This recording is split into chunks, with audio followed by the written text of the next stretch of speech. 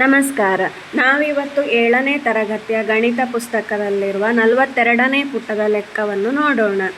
ಇಲ್ಲಿ ಸಂಖ್ಯೆಗಳನ್ನು ಸುಲಭವಾಗಿ ಹೇಗೆ ಗುಣಿಸಬಹುದು ಎಂದು ತೋರಿಸಿದ್ದಾರೆ. ಉದಾಹರಣೆಗೆ 97 × 25ರ ಬೆಲೆಯನ್ನು ಪರಿಣಾಮಕಾರಿಯಾಗಿ ಪಡೆಯುವ ಒಂದು ವಿಧಾನವನ್ನು ಕಂಡುಹಿಡಿಯಿರಿ. 97 × 25 ಎಂದರೆ 97 ಬಾರಿ 25 ಎಂದರ್ಥ. ನಾವು 97ಅನ್ನು 100 - 3 ಎಂದು ಬರೆಯಬಹುದು. 100 - 3 × 25 ಎಂದರೆ 100 ಬಾರಿ 25 ಮತ್ತು 3 ಬಾರಿ 25ರ ವ್ಯತ್ಯಾಸಕ್ಕೆ ಸಮವಾಗಿದೆ.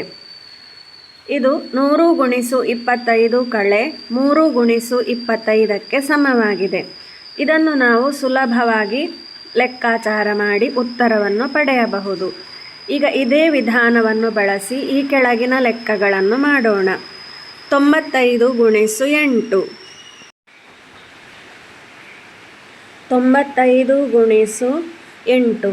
ನಾವು 95ಅನ್ನು 100 - 5 ಎಂದು ಬರೆಯಬಹುದು. 100 - 5 × 8 ಸಮ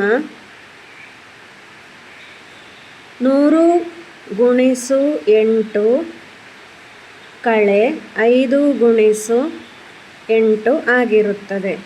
100 × 8 ಅಂದರೆ 800 -5 × 8 ಸಮ 40. 800ರಿಂದ 40 ಕಳೆಯುವುದು ಸುಲಭ. ಇದಕ್ಕೆ ಉತ್ತರ 760 ಆಗಿರುತ್ತದೆ. ಈ ರೀತಿ ನಾವು ಸುಲಭವಾಗಿ ಗುಣಾಕಾರವನ್ನು ಕಂಡುಹಿಡಿಯಬಹುದು. ಈಗ ಇನ್ನೊಂದು ಲೆಕ್ಕವನ್ನು ನೋಡೋಣ. 104 × 15.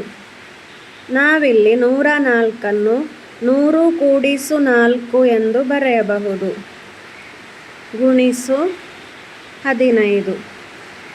ಇಲ್ಲಿ 100 × 15 ಕೂಡಿಸು 4 × 15ಕ್ಕೆ ಸಮವಾಗಿರುತ್ತದೆ.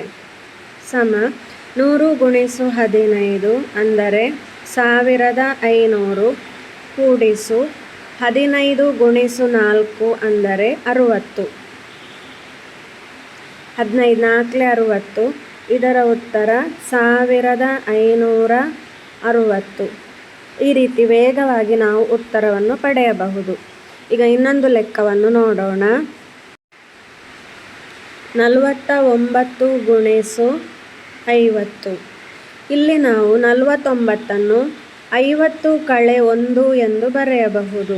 ಗುಣಿಸು 50 ಸಮ 50 × 50 - 1 × 50.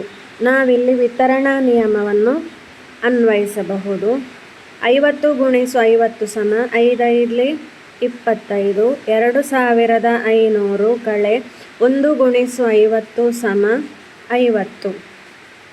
ನಾವೀಗ 2500ರಿಂದ 50ಅನ್ನು ಕಳೆದಾಗ ನಮಗೆ 2450 ದೊರೆಯುವುದು.